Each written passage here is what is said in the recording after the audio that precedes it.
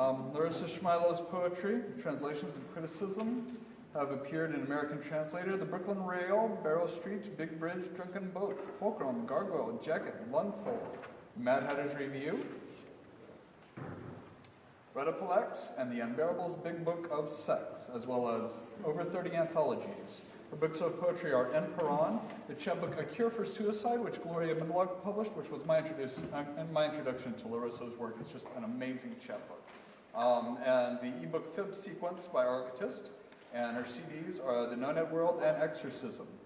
And she was the winner of the 2009 New Century Music Awards for spoken word with rock, jazz, and electronica, and best spoken word album for Exorcism.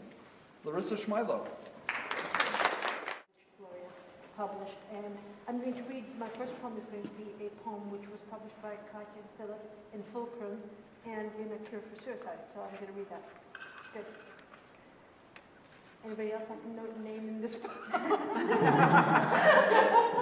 I could get a few more people in the audience, maybe. Okay. All right. This is called Personal. I want to know what makes you tick. I want to know what makes you fickle. I want to know what makes you stick. Tell me, which ion propels you, which soothsayer spells you, which folksayer trills you, which hardwood distills you, which downward dog twists you, which protest resists you, which neural net fires you, which siren desires you, which villanelle sings you, which jailbreaker springs you, which Uncle Sam wants you, which calculus daunts you, which lullaby lulls you, which confidence gulls you, which apple you'll bite from, which hither you'll welcome. What makes me? Forget the red answers, consult necromancers, allow the forbidden, ignore the guilt-ridden, unlearn all the learning, embrace this new burning to know what makes you. This poem comes from a complete inability to translate a Joseph Brodsky poem called New Life. And I have mined from his imagery. I wrote 6 poems from that one poem. And so I guess you call this a mistranslation in polite society. Anyway, New Life 2 variations on a theme by Joseph Brodsky et al. Imagine that the war is over, that peace has reigned, that you can look at your face in the mirror again, that magpies, not bombs, whistle down upon your head, that outside the city, homes are not destroyed, instead, a baroque burst of laurels, palms, magnolia, pine. Instead of hot gunfire, a white-hot Venus shines. That war's cast-iron swamp is cold and then the boredom is over. Life has to start again. Imagine that all this is true. Imagine that you speak of yourself, speaking of others. That now you can seek the irrelevant, the unneeded, the luxuries, the toys. Life begins anew exactly thus, with noise, with erupting volcanoes, with such catastrophes, a sloop lost below, friends lost beneath the seas. Look straight at the tragedies with the feeling these engender, that you alone can see them, with the small and tender feeling that any minute now you'll turn away, to home, to the moment, to ask it to stay. Imagine that the epoch ends in an idyll. The words that came in monologues are rain dialogues now, and the flame that consumed others better than you, greedily, like logs. In you, it saw little use or warmth, then like the dogs, that's why you were spared. Why shrapnel gave you only fear. Imagine that the more honest the voice, the less it has tears. And when any Polyphemus asks you who it is that speaks, say, who? Me? No one. Like Odysseus, the Greek. This is for Carol Novak, and is going to write a MadHat.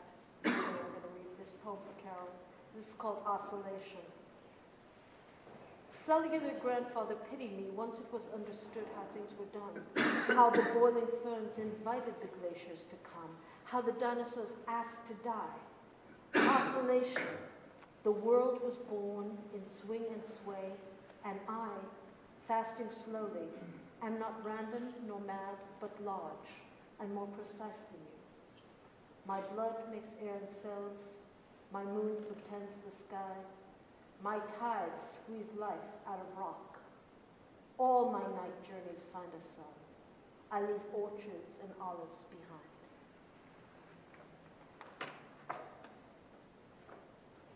It's called mapping. The pigeons fly in cursive flocks, graceful auks, except this one gone ahead or left behind in urgent solo flight. Below, a willow leans, thin and sparse, looking for sparks, like an addict in the morning's trafficked street. A man like you hands me a urine cup and sleeps. I have told you once before, here at the doorway of 1,000 unhappy homes, there is something more of place than time or space in loneliness. Come, reluctantly spend the day. Look at the unconnected stars, the uncollected lights, without name or home or constellation of their own. And imagine a use with me for all that doesn't fit. And I will read one more. Now this random process is getting me. This is called nonlinear. As brave as a deciduous tree in winter, with only its trembling to give, I live. Leaves, ordinary, thin, brown, dying enrich the earth. I. For the cruciform tree, a resurrection, seasons, promise, a rebirth. There are no coincidences, there is a plan, the hope of seedlings, again, again, again. Not for me. For me, the responsibilities of chaos. For me, the uncertainties of matter, the randomness, the eco-disasters, the blasted, dying trees, the impartialities of space, of place. They now find patterns in nonlinear matter, clinging to fractals, still hoping to escape random, null space, and soon eroding place. Even Heisenberg was certain that matter would not die, but become, if need be, the Einsteinian assurance. But dying is no big deal, only cockroaches live forever. And matter, as we know it, must disappear. The ultimate change, called end, is embossed upon your genes, and determined to live at all costs. What freedom, what real if evanescent truth is lost? Thank you.